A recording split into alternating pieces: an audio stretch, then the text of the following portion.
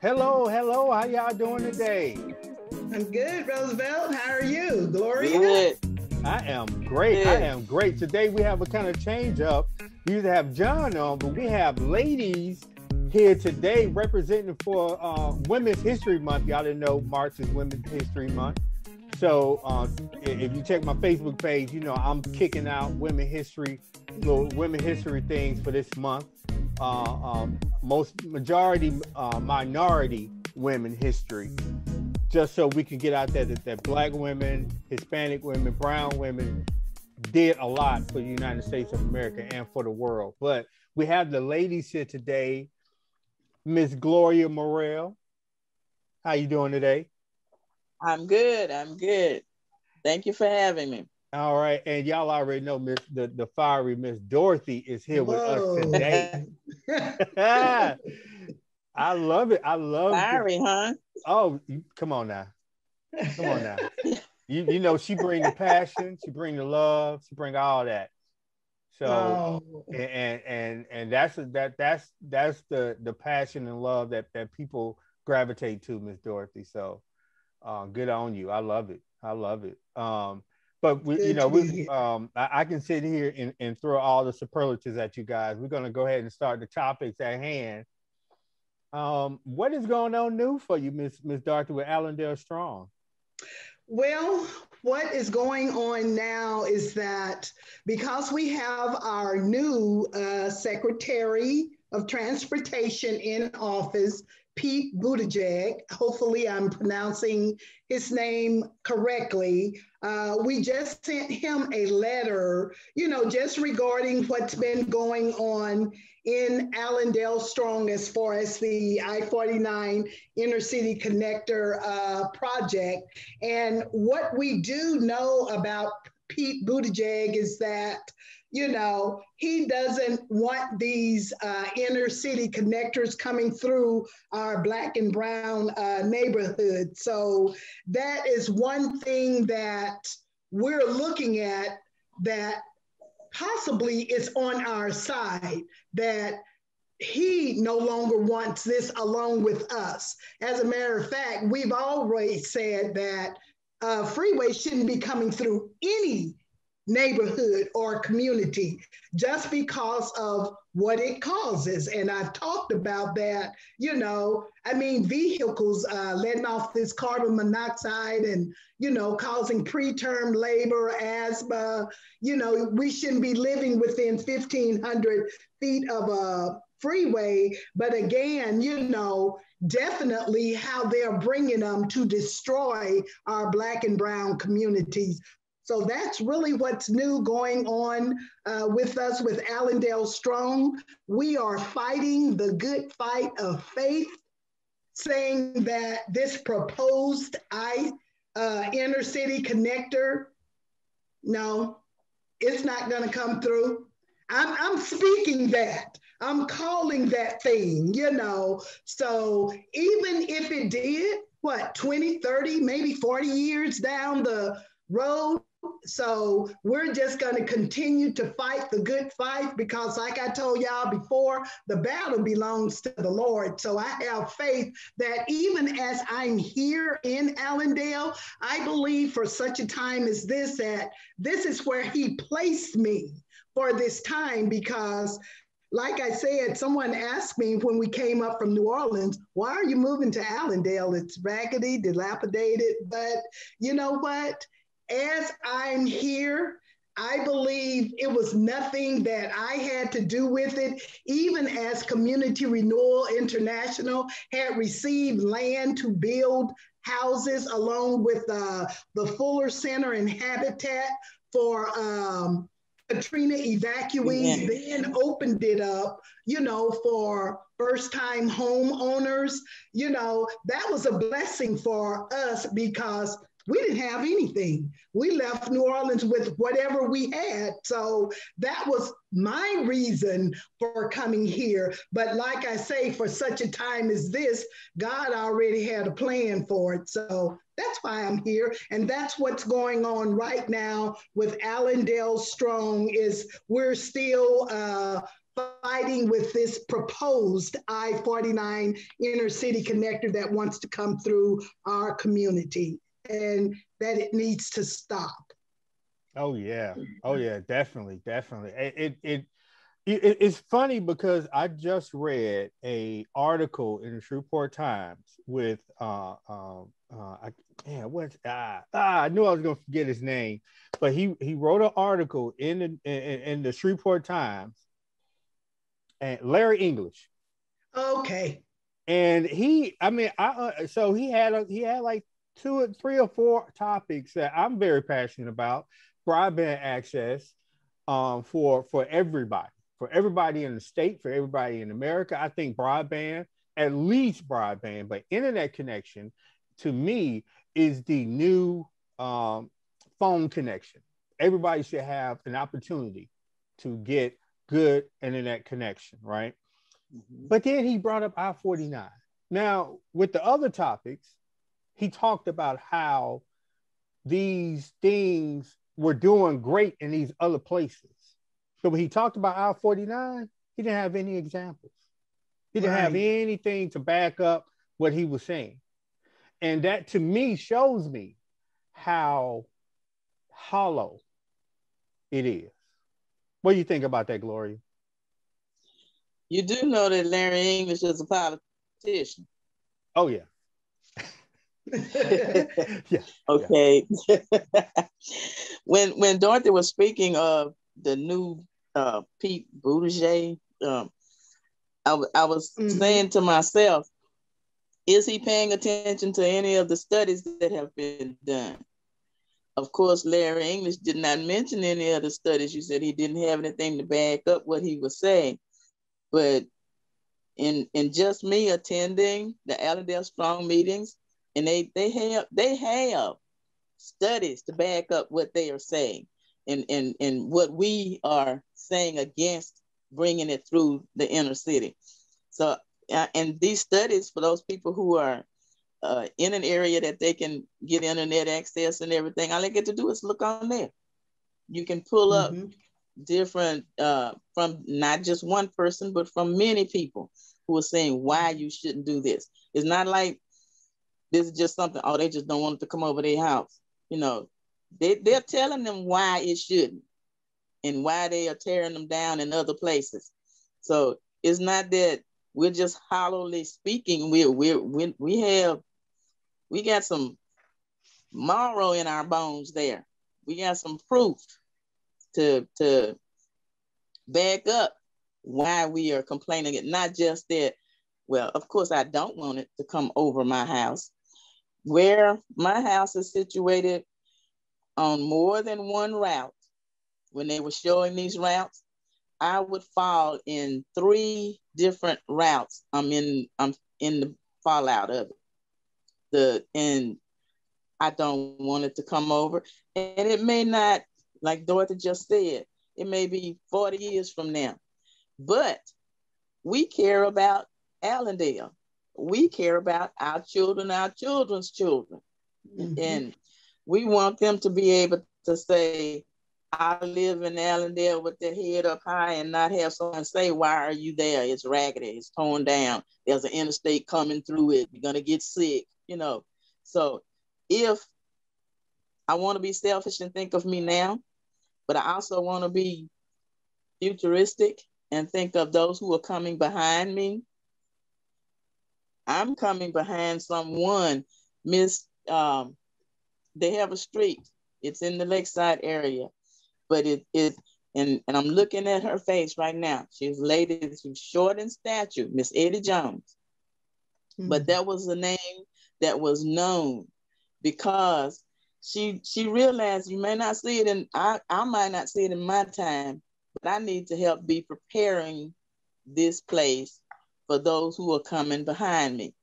In Allendale, and I'm not talking about just athletes. I have nothing against athletes who go on to become famous and get money and stuff. But in Allendale, we had educators. We had men of God who were willing to step out there and, well, not physically fight, but fight for what they knew was right and what should be happening to people of color and should not be happening to people of color. And I know that I have some papers here now that I received at Allendale Strong meetings where they were giving reports on Minnesota and other places that were giving reports of why it should not come through a neighborhood. We have facts to back up why it should not come through this particular neighborhood. We have historic sites that they will be defiling. You can't come over a park. You can't, so when Dorothy opens her mouth and speaks at a meeting, she's not just talking. She has a piece of paper somewhere that she can pull it out. And she said, "Here, you want to read it too?" It's a report. And I hate to feel this way, and this is my feeling, but money talks. And if you put enough of it in front of the right people, they speak louder than 25,000 Allendale residents if we had that many, so to speak. I'm just saying, but we have to continue to fight. We have to continue to speak. We have to continue to let our voice be heard. We have to continue to, if Larry English did not put anything there, we have to put it there so people will know, and right now with the pandemic still going on, I've had both of my injections, and my 3 weeks is up today, I believe. But with the pandemic going on, that is causing some people, like some seniors who are still being cautious. And sure, use your mother whip. You let that common sense rule. Do what you feel comfortable in doing. But let a part of that be also, if I ring you on the phone and say, if I mail you something, will you sign it? We have to find ways to be able to reach everybody and let them know that people who are doing these studies and who are making this information available to us, use it. Don't just let it fall and just sit there and gather dust. Use it. And you know what, Gloria, just what you said about, even though I hadn't read the article regarding Larry English, what he said in it, but if he didn't tell people why, because he doesn't have the facts, or he has the facts and he just don't want it exposed so that others can get the knowledge. Allendale Strong is about educating people. We're not here to manipulate, but to educate. We want to teach them what's going on. And, number one, they already know it's a historical community. They know that. As even last year, as they had searched out different things about this historical community, they know that it's there. This is something here. Fort Abbott Sidney Johnson is an area, and he was a Confederate.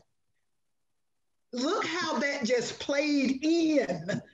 I say it played in to help us. God uses who he want to use. You know what I'm saying? But even with that, and now here is SWEPCO Park. They're looking at any little thing, to knock Allendale out. But even with the SWEPCO Park, okay, we're going to unpark the park. Let's go pull out all the playground equipment. Let's go take down the pavilion. But I remember, what is his name? I call him Poetic X, but we were out to the park, and I remember one time I want to say it was his daughter, came up and said to me while someone had come out to the park to tear the pavilion down, that they took all our playground equipment away while they were out there. Now that's cold. That is. And to find out that the playground equipment that was there, it came from Betty Virginia Park because they had bought them new equipment and brought that equipment over to us. Now, this is what I heard. But even with that, they were trying to, what concerns me is that we are treated with no regard as far as our well-being. It's like they have no concern for our rights. We have a right to that park. We start cutting the park so that we can go in it and do things. We even start sitting up under the pavilion so they wouldn't tear it down. But they came up with all these excuses why it shouldn't be a park. So my thought was, if I took all the furniture out, my house is still my home. So you moved all the furniture out the park. It's still a park. And the fact is that you cannot bring a freeway over a park. So those are some of the things that Larry English probably didn't mention, even though he knows that it's true, that you can't do this. And then for, them to get on the TV or other media and say it's going to bring money in for who? Is it going to bring money in for people who are building the sound panels along the freeway once they're built? Or are you all going to call some of our contractors, our Black contractors, who are truly licensed and bonded to help build this freeway? I don't think so. They already got all those people picked out. So I'm just trying to figure out what economic sustainability will this freeway bring to our city? Where is all this money coming from and who is it going to? It's not coming to me because I'm not going to be out there building the freeway. All it's doing is bringing cars over to pass quickly through our community. Like we want to do some, like I said before, who wants to get off their route to come through a neighborhood to go back, get on the freeway? They're not stopping to speak to us or say anything to us. They're just going on about their business. So, it's a lot that needs to be done. It's a lot that we need to continue to speak up on. And, for me, being a learning and doing community, the more we learn, the more we present this before our council, our other people, they are listening and they are beginning to, And some of those people now are coming over and they're thinking, yeah, how is this going to help anything? So, I would say this. Some people say, well, all they're doing is talking about the same thing. That's good. Because you know what? We know what we're talking about. And what we're talking about is the truth. So, others aren't saying anything. They're, like you say, Gloria, what did Larry English say about it? He ain't saying nothing about that, did he?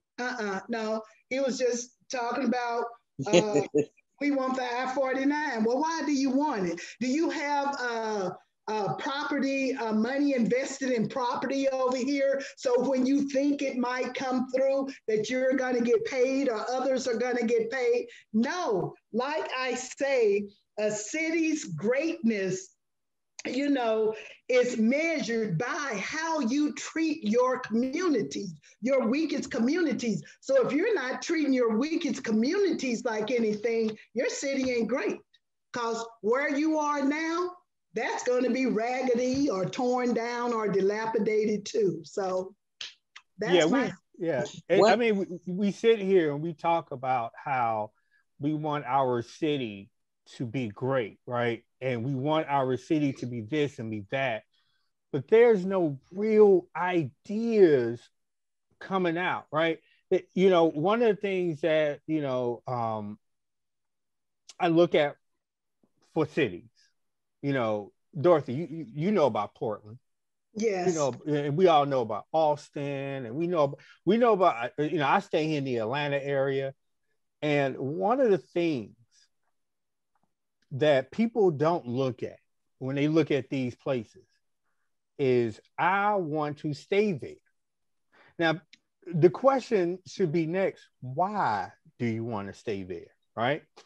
And when you go to a neighborhood, do you go look for the the businesses there? Or yeah, you go look for the businesses there, but you don't go there because, oh, they have, when you go into the neighborhood and see that's a nice neighborhood, you come with a bunch of assumptions. You come with a bunch of assumptions that, that they have good jobs, they have good money, and they have good this and good that.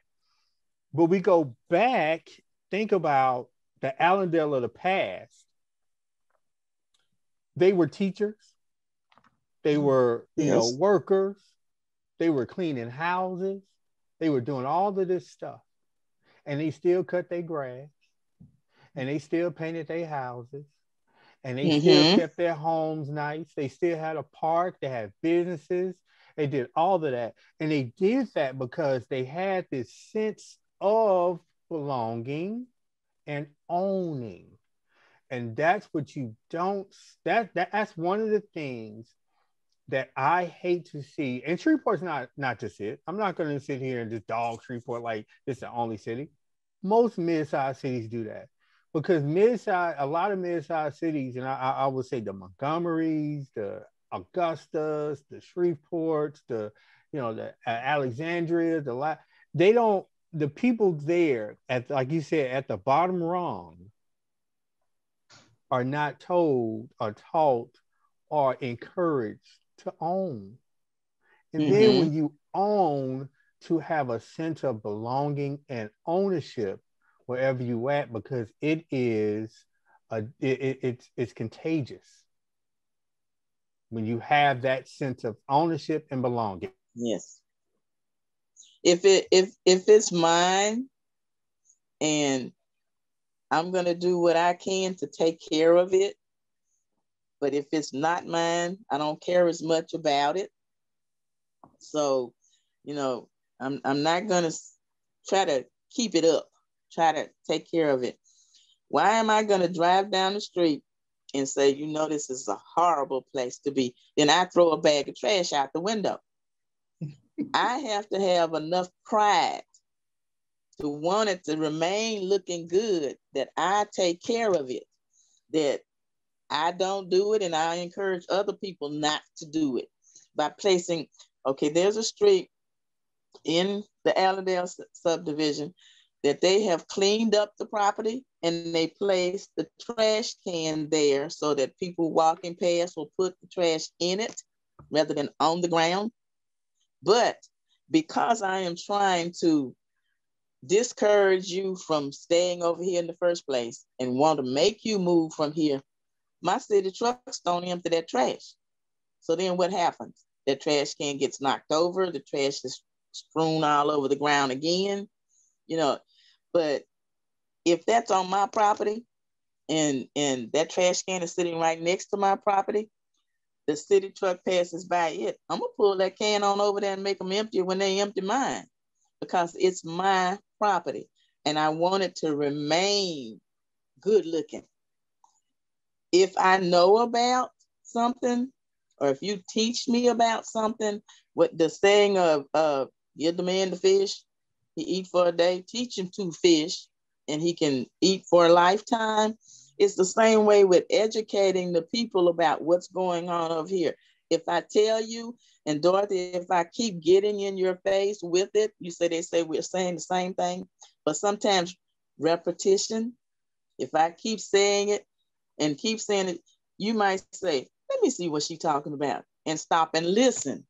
Right. And then you hear something that rings a little bell in there that makes you go look up something for yourself and see, well, now she said that if we put that across there, that's going to do thus and so.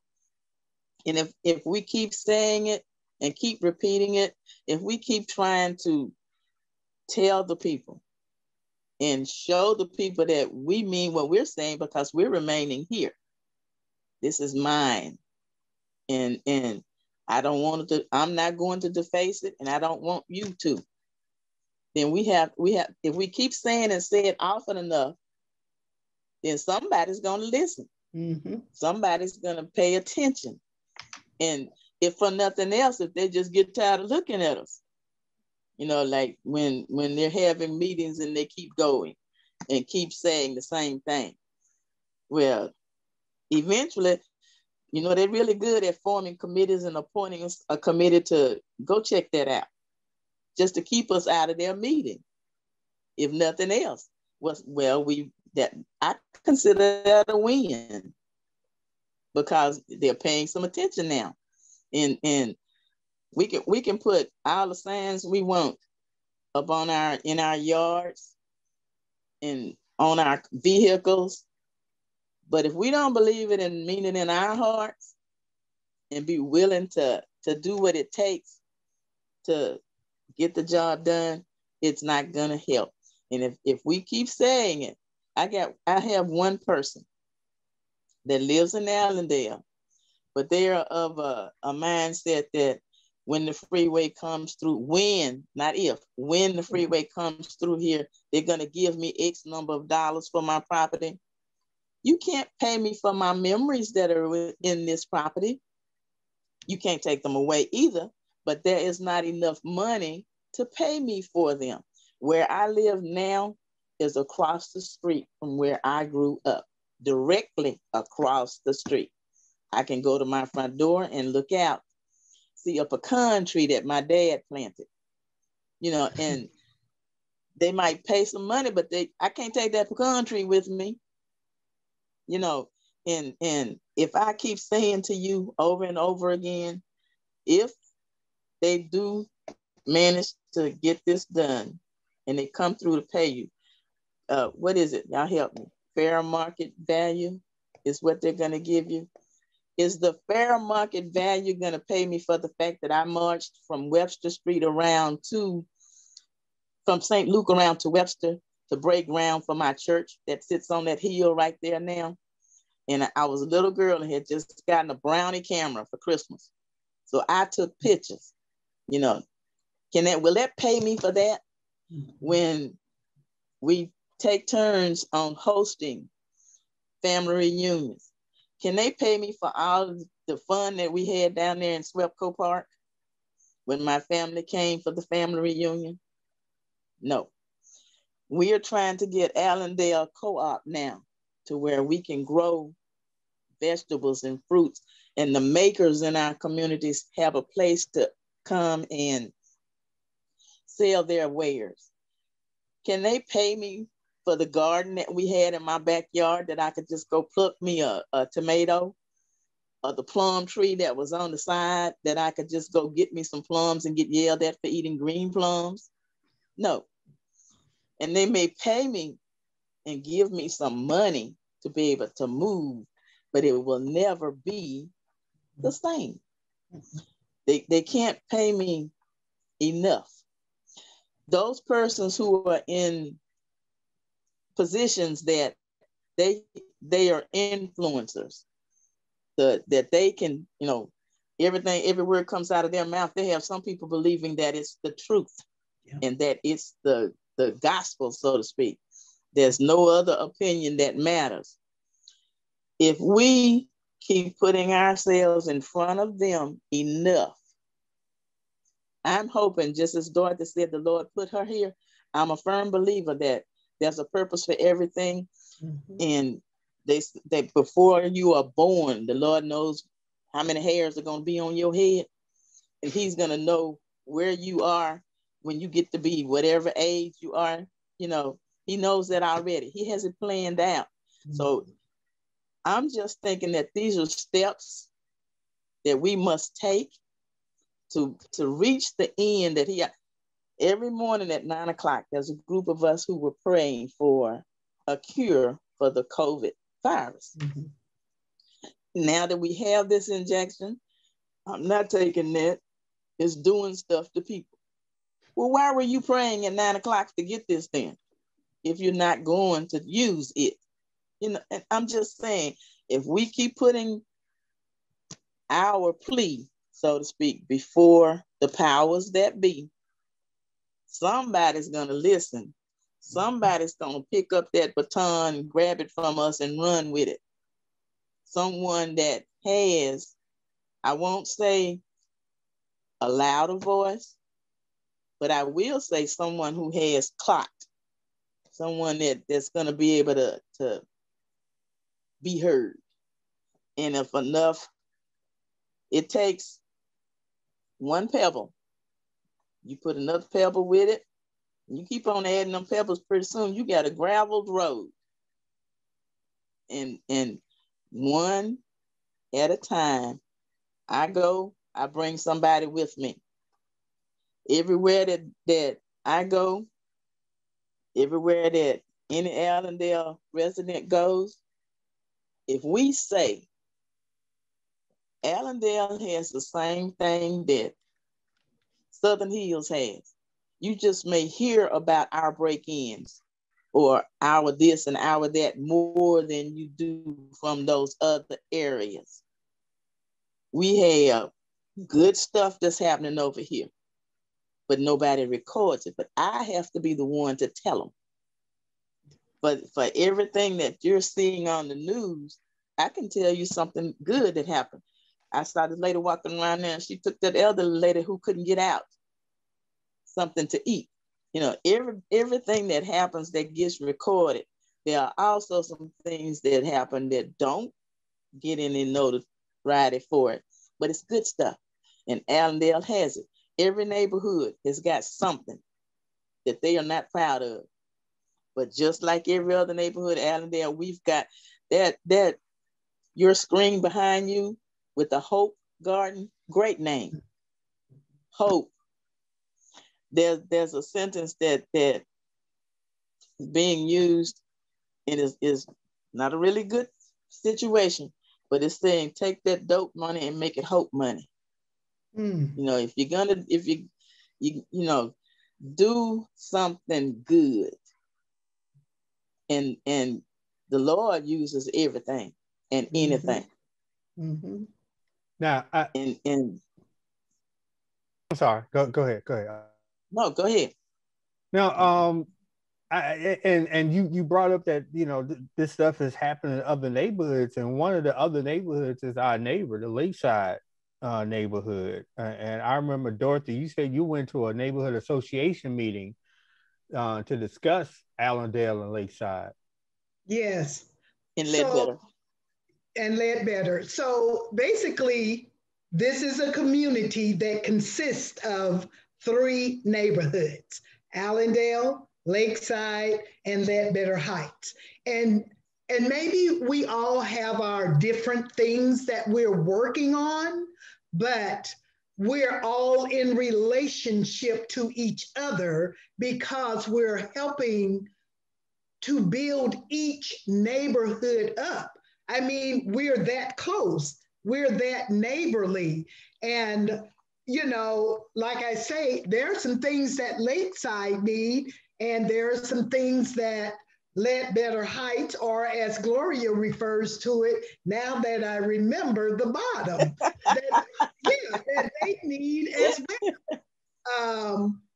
So we have to pull together, even though we might not agree on certain things, but we still got to come together to make our community what it needs to be.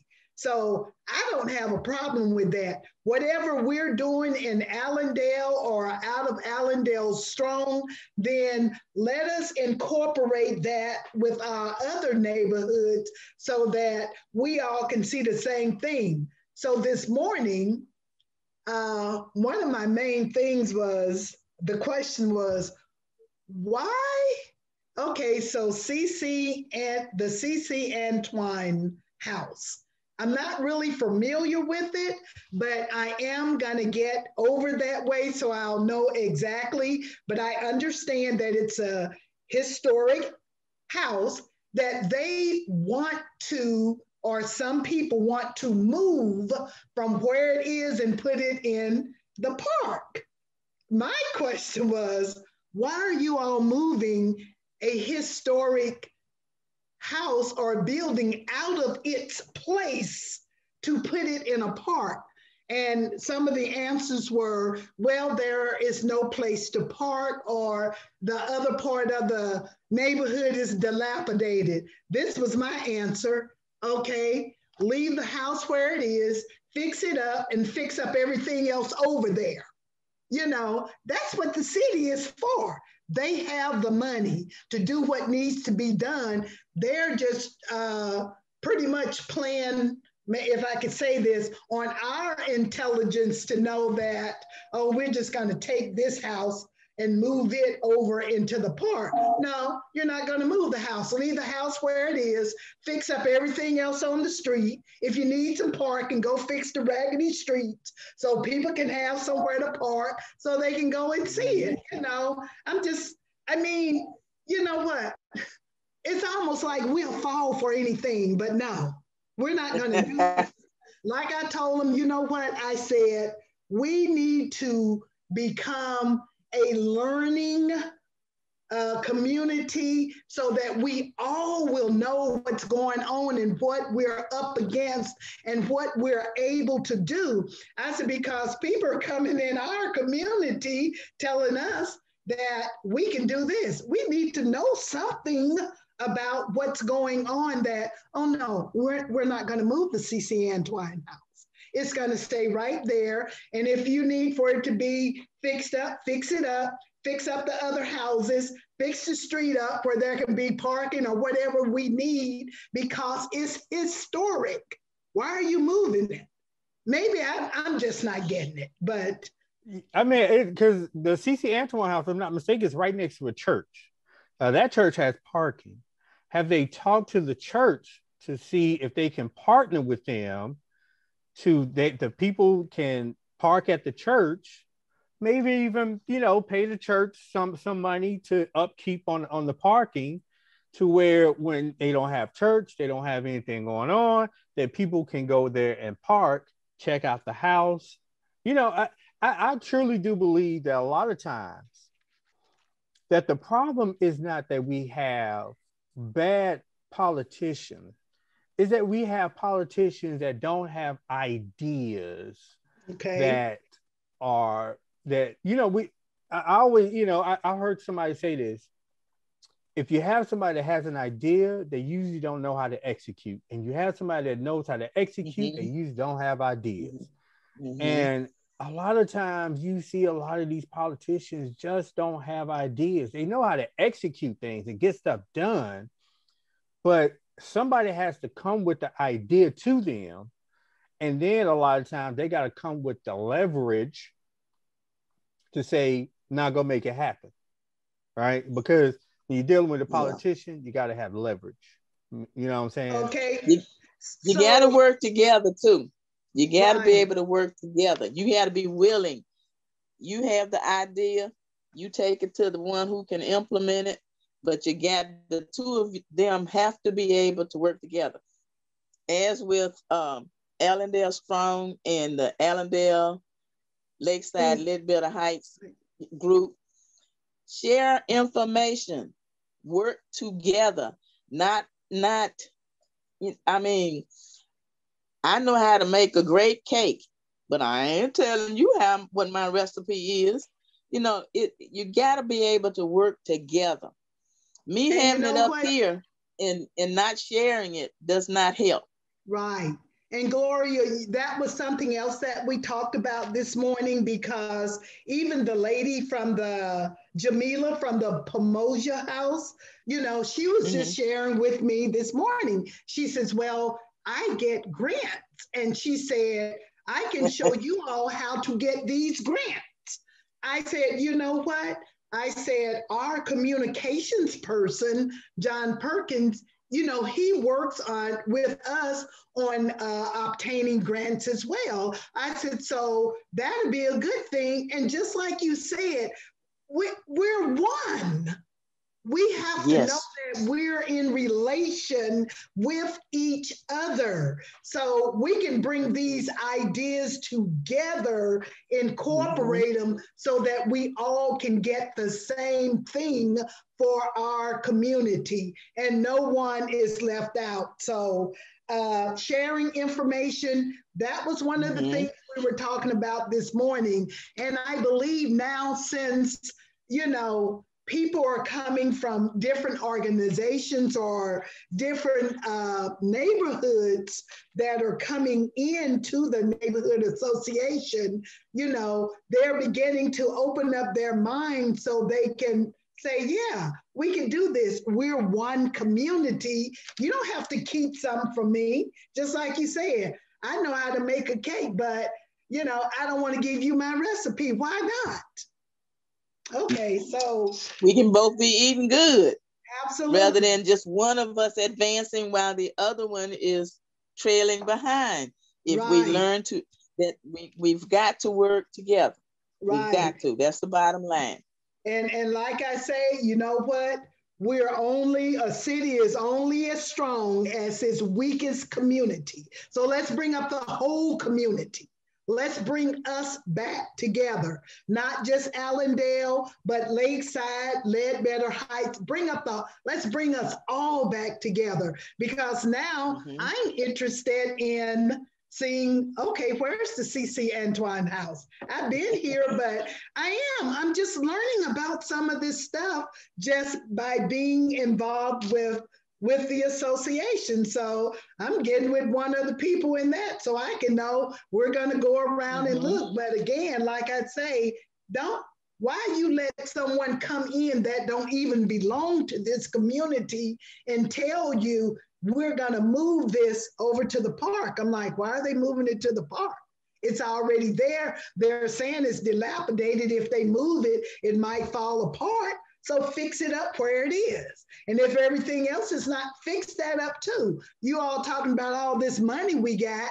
Okay, let's get to the people who have the money, make out a plan, what we want, and this is what we want to do.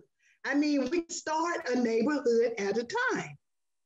Yeah, and it really comes down to, like you said, having those ideas, sharing the execution, how to execute, because that's a lot. To me, that's one of the biggest things. And I always tell people that, Apple did not come up with the smartphone, but they're the one that executed it best.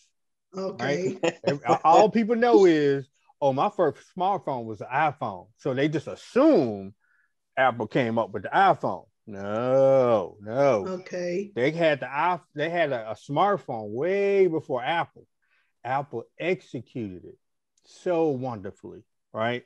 And that actually takes me to another topic, from Apple being a smart business that executed, to businesses in Allendale, Lakeside, Ledbetter Heights. We to this day here in Shreveport, to this day, we compare stuffed shrimp and tartar sauce to Freeman and Harris. To this day, there are people that have never put their lips on a Freeman and Harris stuffed shrimp. But every time if your cook didn't work for them, ain't a cousin or a very good friend that they used to peek into their kitchen, you ain't getting hired to cook my stuffed shrimp. Yeah, I know y'all want to speak on it. Go ahead.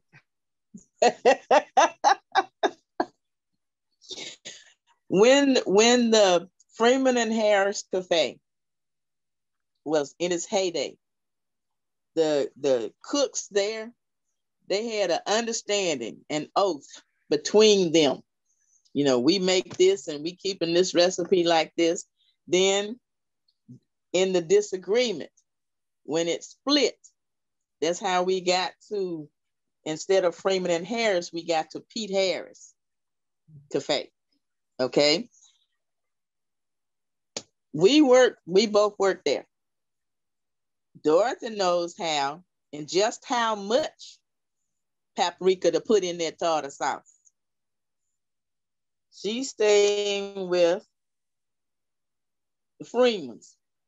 Gloria knows how much flour goes in that batter to fry that shrimp. She went with Pete Harris. So that split it up. To this day, we have brothers, and now it's Orlando that know how that but it's not the same. It is not the same, because they kept it to themselves, did not share. And I'm only going by what I could see from peeking over. and I'm trying to duplicate it. It's close at Orlando's, but it's not the same. But that's an instance of, I'm keeping it to myself. I'm not going to tell you everything. I tell you how to make it, and I leave out one ingredient. Yours not going to taste like mine. But Freeman Harris Cafe split, and they done had 3 different ones now in the Dorothy Brothers and something else now, Orlando's that are all right. relatives of those 2.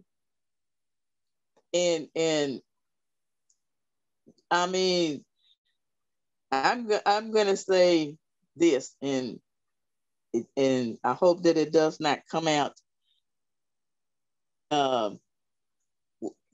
I just think that the same as with these 2 separate organizations, the Allendale Strong and the Allendale Lakeside Ledbetter thing.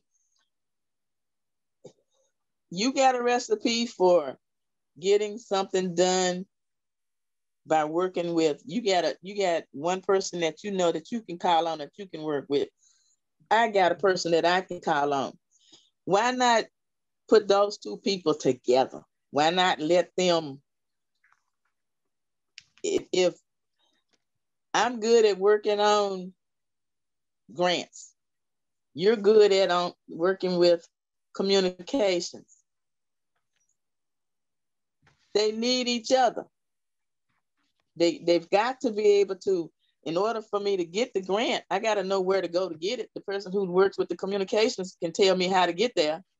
And I just believe that until we stop being selfish, and until we stop thinking that my goal is the ultimate goal, the only goal, and realize that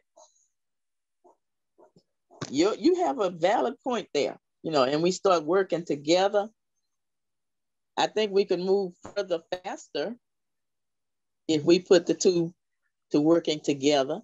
I don't say give up your this and you give up your that. I just say work together. And every time, I'm sorry, and that's just me, but I started singing when I start thinking about some politicians. I start singing, "I'm your puppet." Y'all remember that? You don't remember that, Roosevelt? You know those? I remember that. I remember that. On the string, huh? Pull my string. I'm your puppet. Pull my string. But we have to learn to recognize that as well, and even that's going to be useful to us. Yeah. Because we just have to learn the CC Antoine park. Mm-hmm. I went down when they did a celebration. It was at his birthday, maybe about 4 years ago. I went to the park, and I have a pamphlet around here, Dorothy, that I'm gonna find and show you. Okay. But when you start thinking about, they're talking about that moving that house and putting that. How many folk even know who CC Antoine was? And how many people are going to want to go to that house? I'm just saying, while they're talking about we're moving it to the park so you can have more access to it. Right.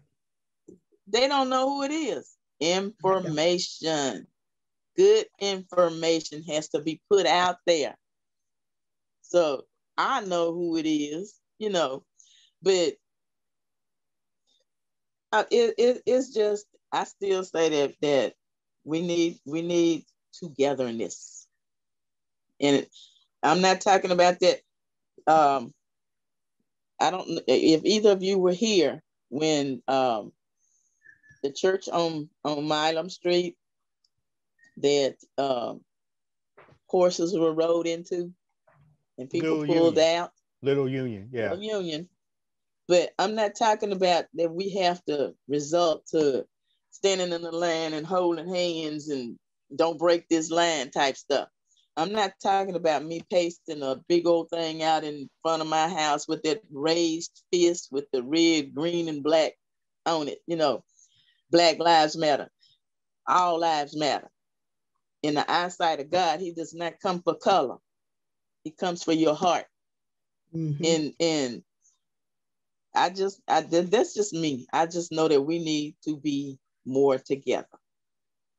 So Gloria, excuse me, Roosevelt. Well, even in our own meetings, I'm still, what is it that just, I mean, we have more people outside of Allendale that are involved in our meetings than we do that of people who live here.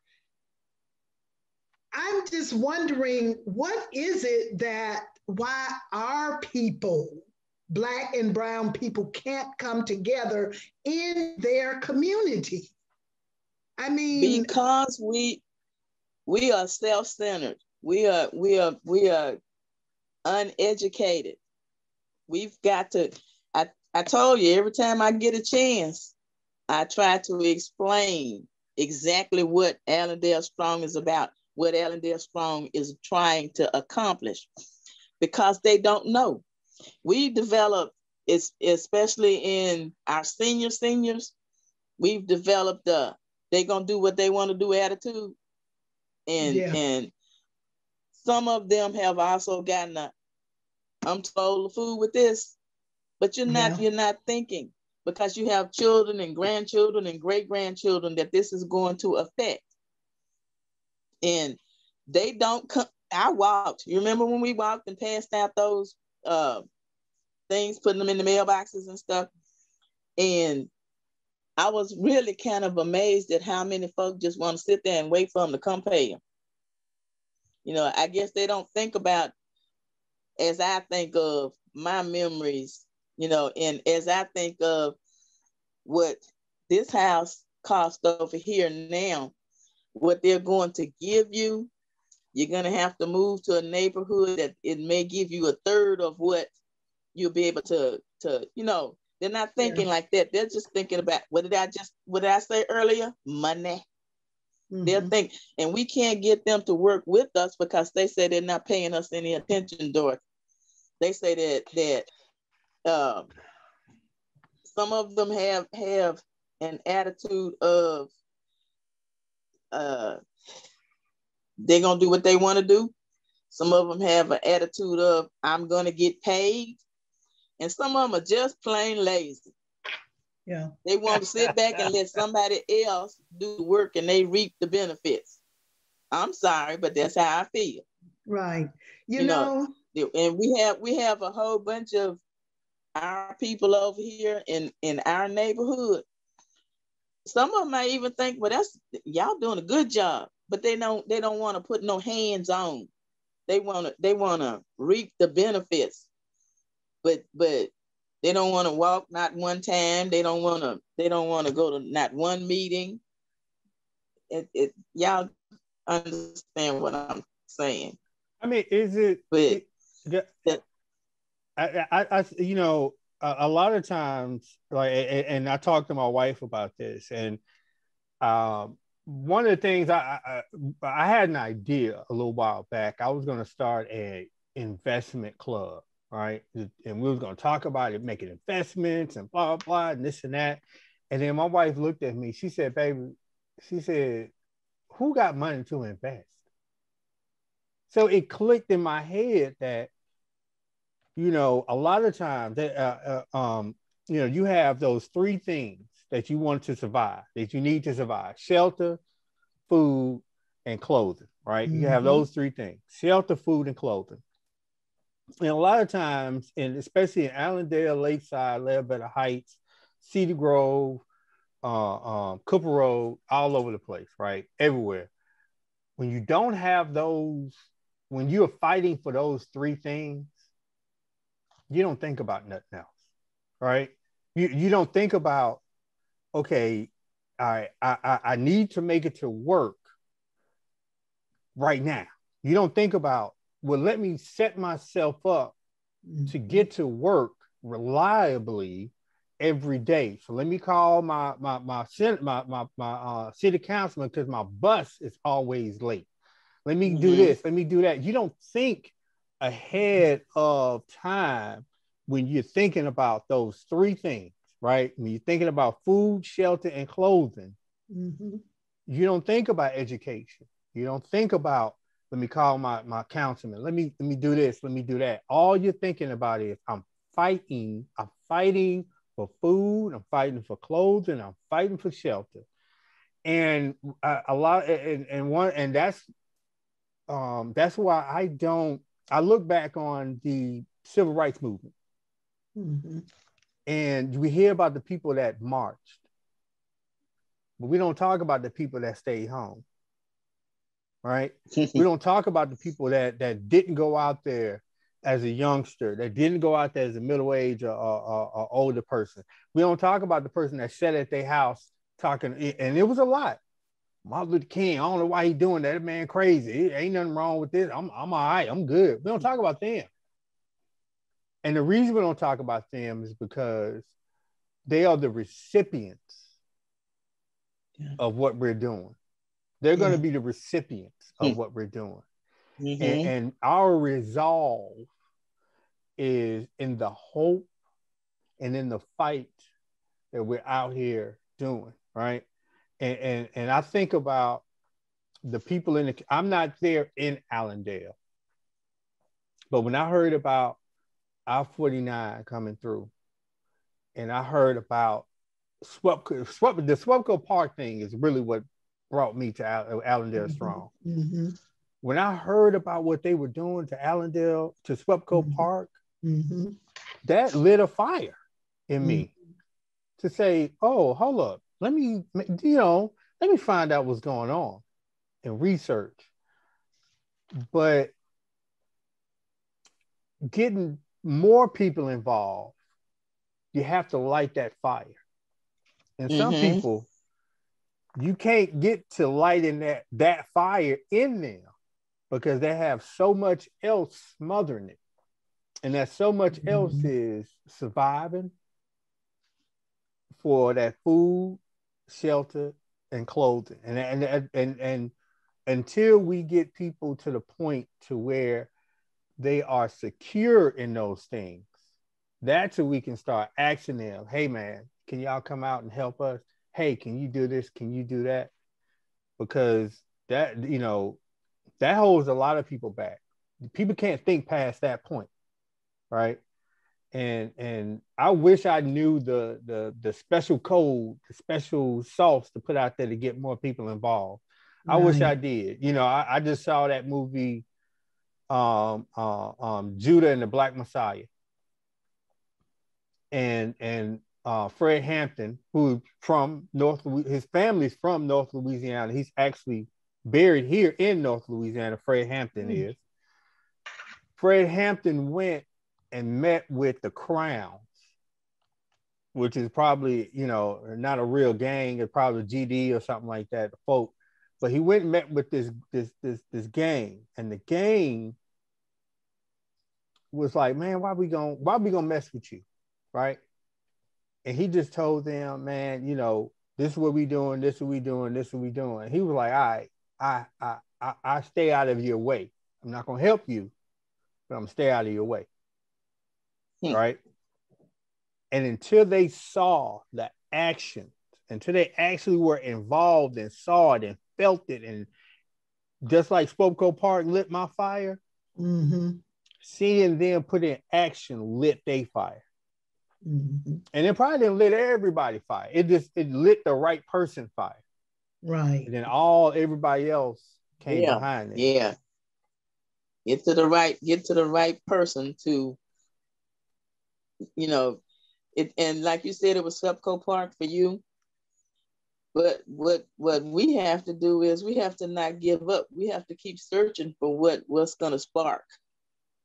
And eventually it's gonna get to the right area, to the right person. And we're gonna be looking around going, we've been trying for years. And it just took one little, so, but I want to see that. I want to see that.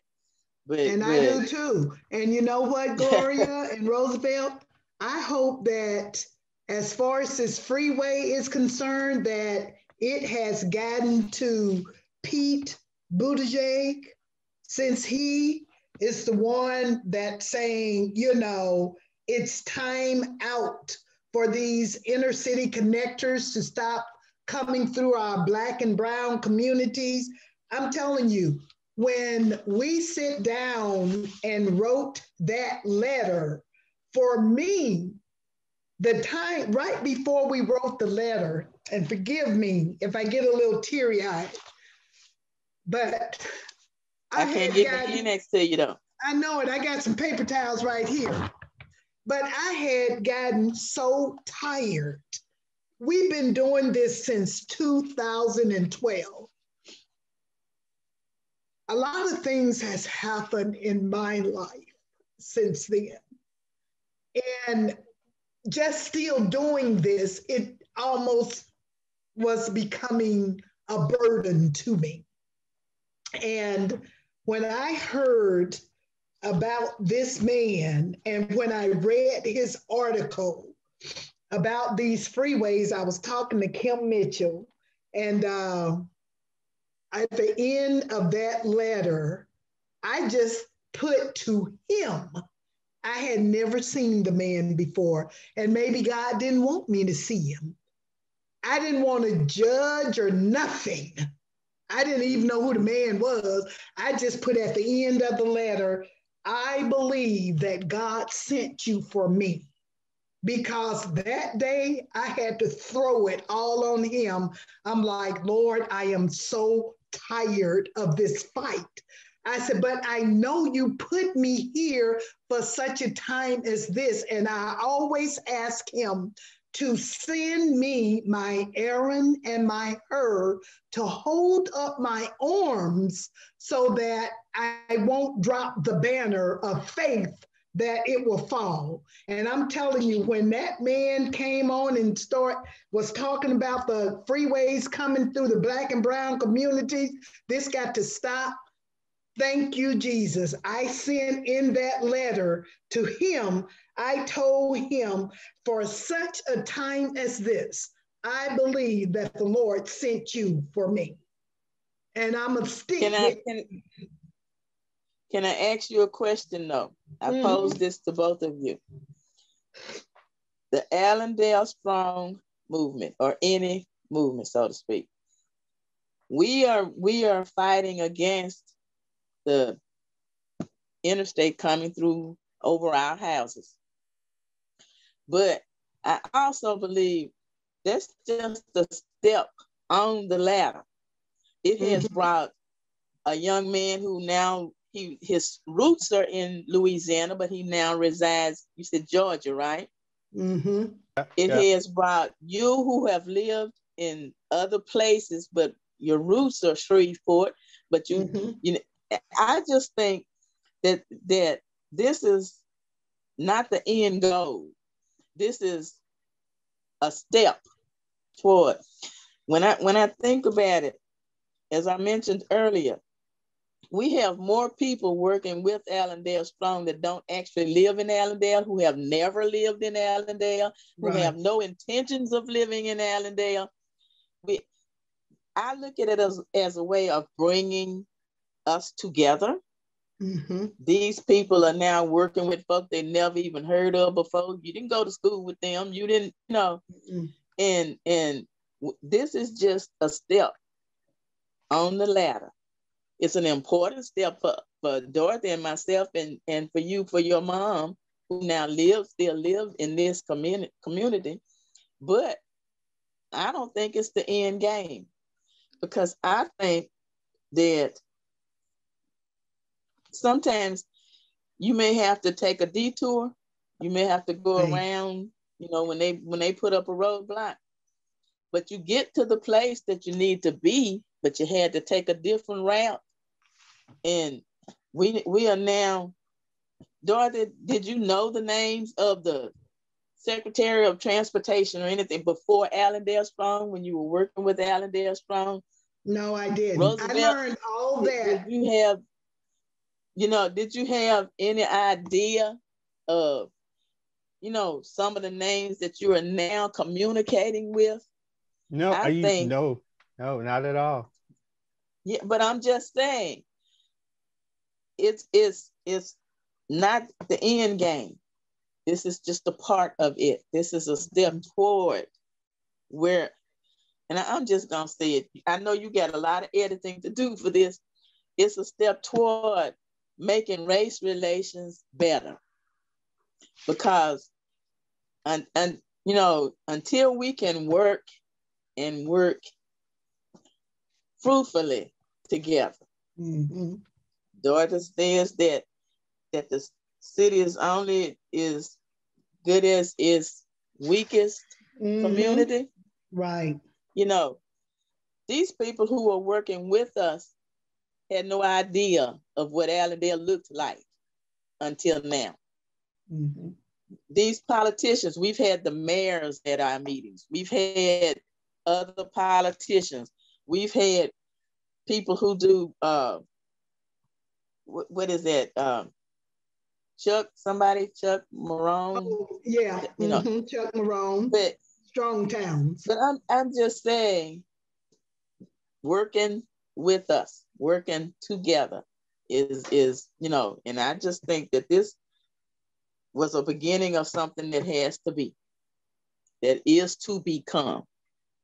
Your wife says an investment, and you said the three things: the shelter, the food, and the clothing.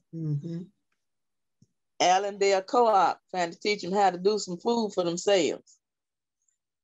Your idea of an investment community, an investment thing, that's going to teach them to look to the future, not to just right now. You know, so it is, you're investing your time and your energy right now. Yeah. And sometimes you get so downhearted and so disheartened because you think we're at a standstill and there's nothing happening, but we can't see all of it. That's in the background. Dorothy asked for her two angels to be able to hold her up. And Dorothy, you're gonna make me sing that other song. Go on. Please be patient with me. God is not through with me yet. Amen. You know, so you know, I can come up with a song for situations. You know, and here lately I've been singing, ask somebody about it. There's a bright side somewhere. Just keep holding on. There's a bright side. And that's what we've got to do. I mean, and you're right.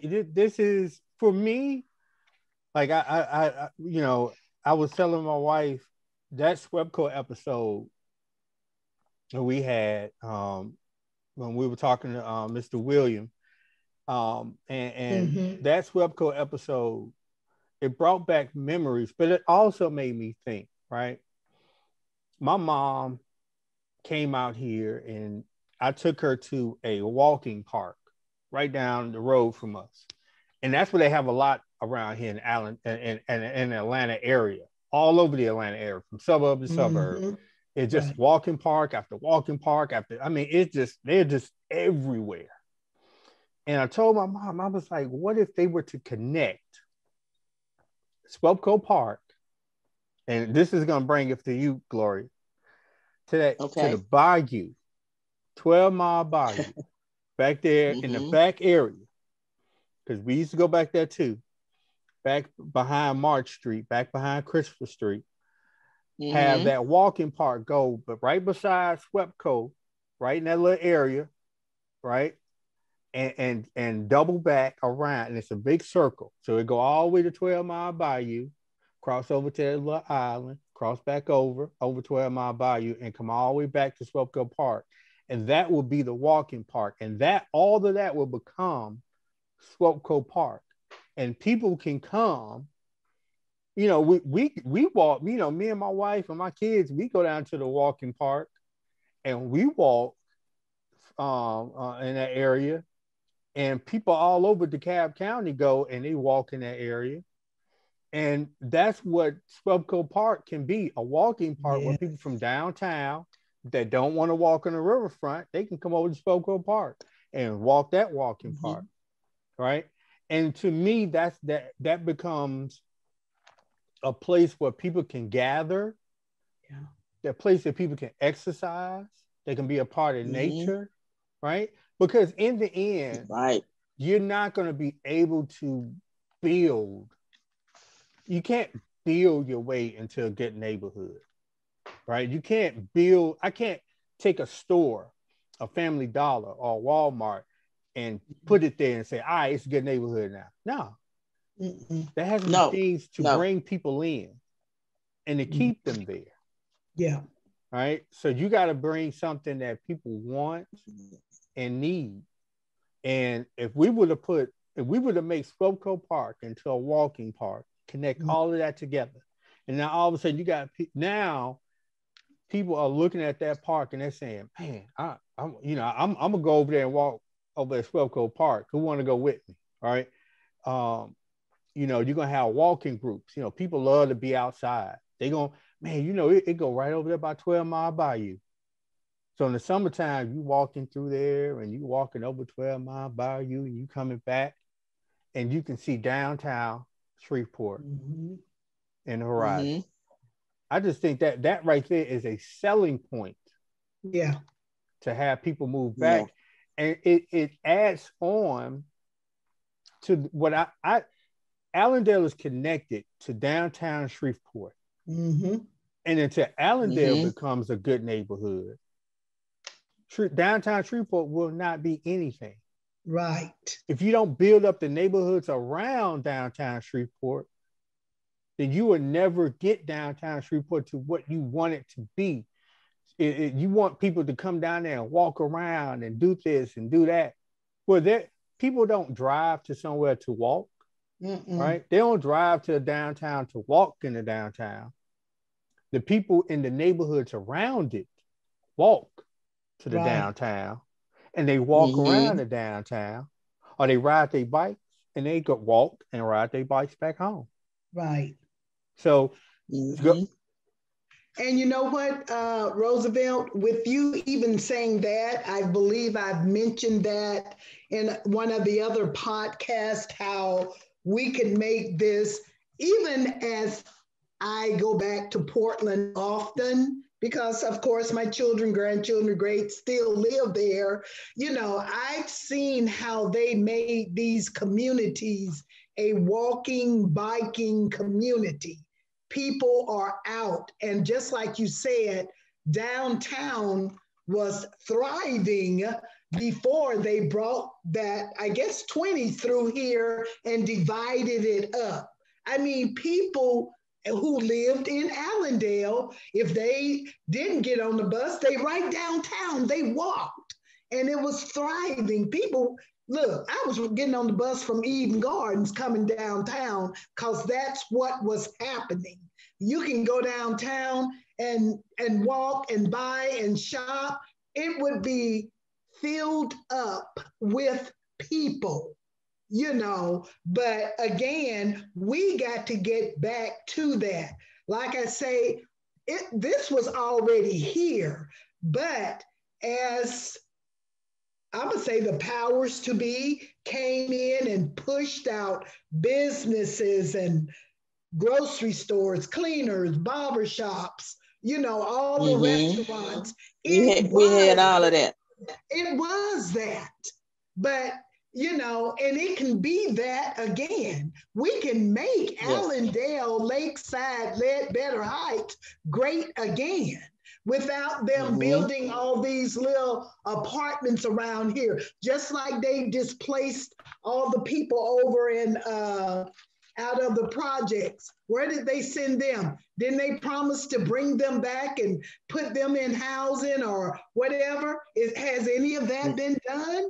No. Okay. Not at all. So, I mean, what I'm saying is, let's bring our community back, because you know what? This is what's going to happen, because I've seen it and I lived it.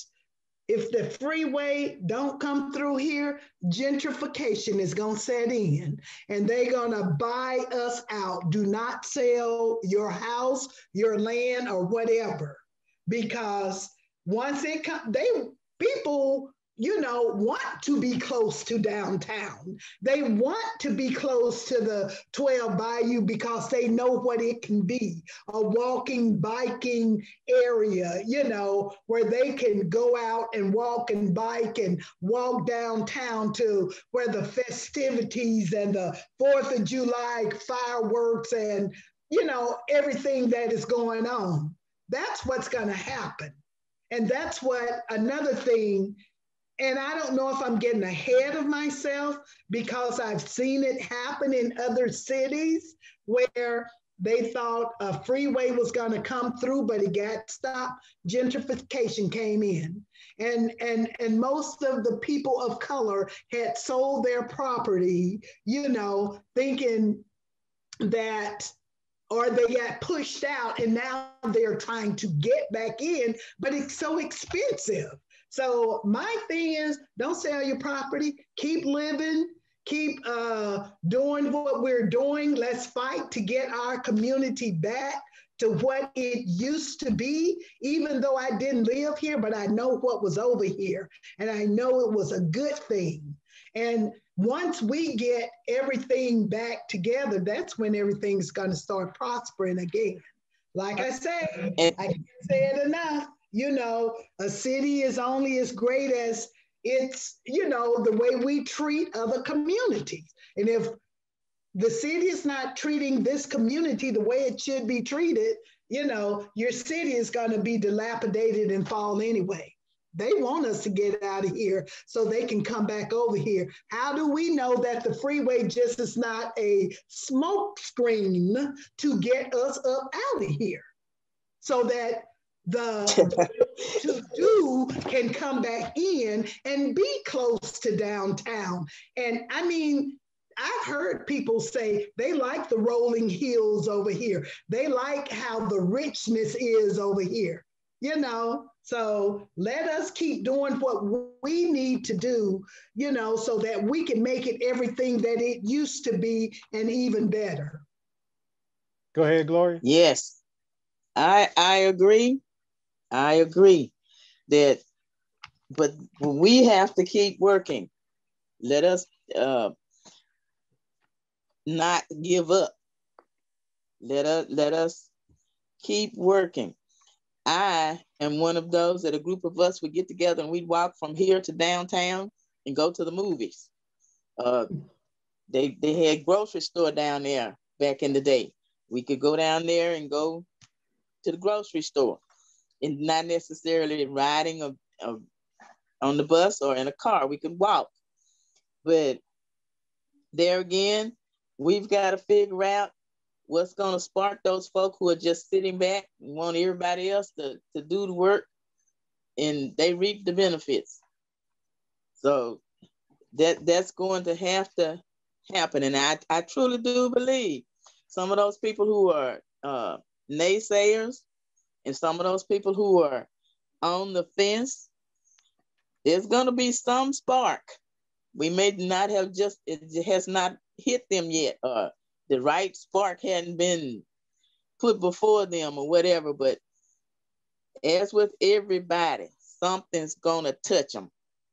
Something's going to touch them, and they're going to decide that if in that movie you watched, when the gang said, I'm not going to help you, but I'm going to stay out your way, they may not be helping now, and they might be just looking in from the sidelines.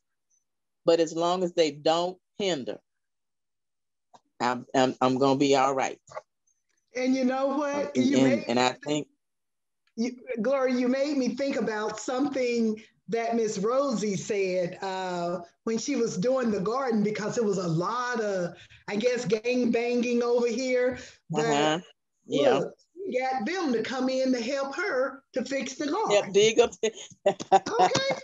Yes. So, yes. I mean, anything is possible, so like you say, we'll just keep on doing the work that we need to do, and hopefully that others will come in and join with us in Allendale, that the people that live in Allendale. That live here, yes. Allendale, the ones who are going to benefit the most.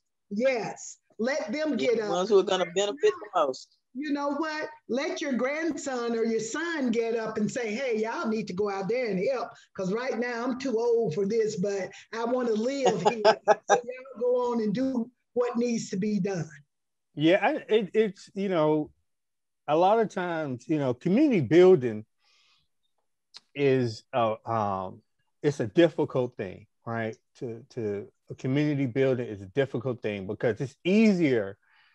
You know, if we look in the 50s and 60s, it's easier to build houses in Bossier, in Mendon, in DeSoto Parish, and say, hey, look at this brand new stuff I just built out here, right? Don't you like this? And people love brand new things, right? But the problem is maintaining. Yeah. And to maintain a good neighborhood has been a secret sauce of only so many people, right? I look at here in the Atlanta area, and I look at the gentrification that has happened in the Atlanta area, and now they're trying to cut it off. They're trying to say, no, you know, let's stop the gentrification. And then you still have some Black entrepreneurs, and they've called them out, but what they do is they go in, they say, no, I'm not going to do that.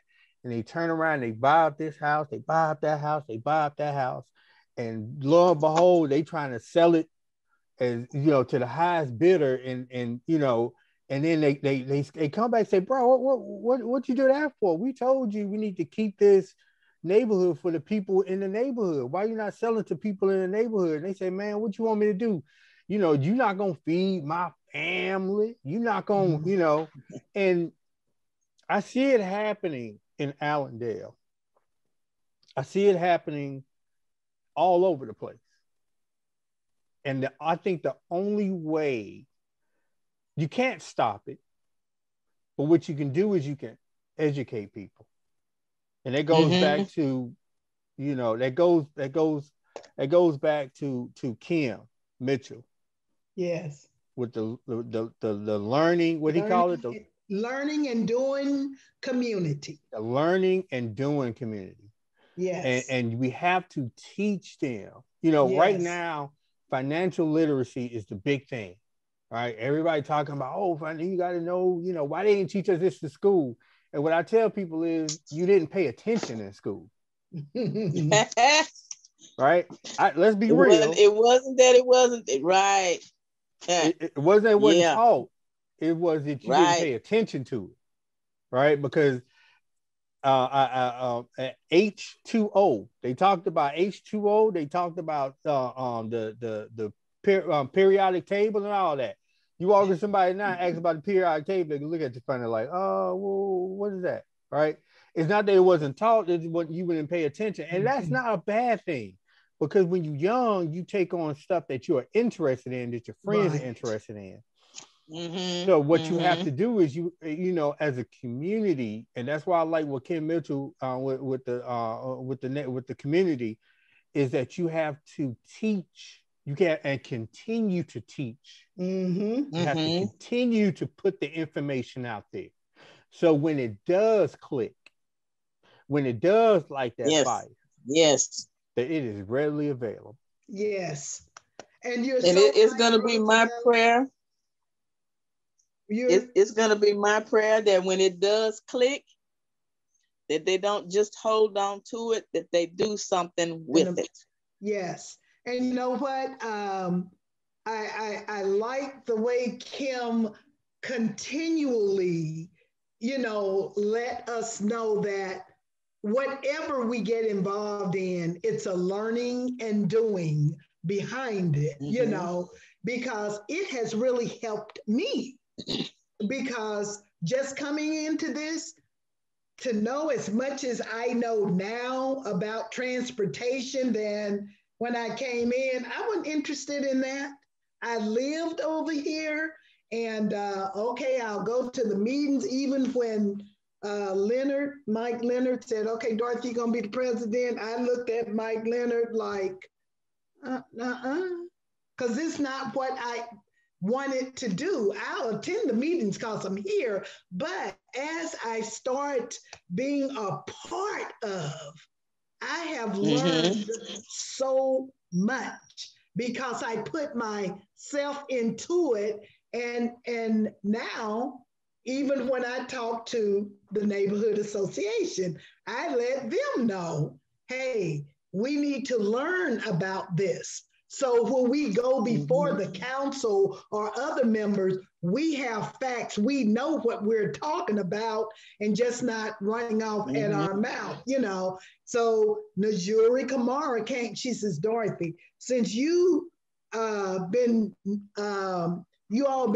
doing the learning and doing thing, I'd like for you to come in and show us how to do that. So whatever we're working on in the community, okay, number one, we need to learn about it. I need to learn about the CC Antoine house. I don't know anything about it. No, really, I don't. And, you know, she called me last week. She said, okay, we're going to go around to the CC Antoine house. And, you know, even though I was busy, but it's like, I still need to learn about it so I'll know what to present, how to present it. Do we need to be moving a historical place to another place? Because to me, in my mind, I'm thinking, well, if you move it, it's no longer historic. It's not a historical thing there. You've moved it from its historical site and you put it somewhere else. So that's what I was telling her. I said, well, why are you guys moving it? That was just like a puzzle to me. Well, they don't have parking. I said, well, let the city fix up the parking. Well, the rest of the houses are, I said, well, that's what the city is for. I said, community development, don't we have some type of money or something, some kind of grants that they get that we can fix up our community? So that's where I am. I have learned much through this learning and doing community. It's a great thing. That's why I gave Kim his flowers the other night, because he has done a great job in teaching us about this, you know, and he keeps us focused and on track. Oh yeah. Yeah, and that's hard to do. Yes. Very hard to do. So ladies, I know we've been at it for a while.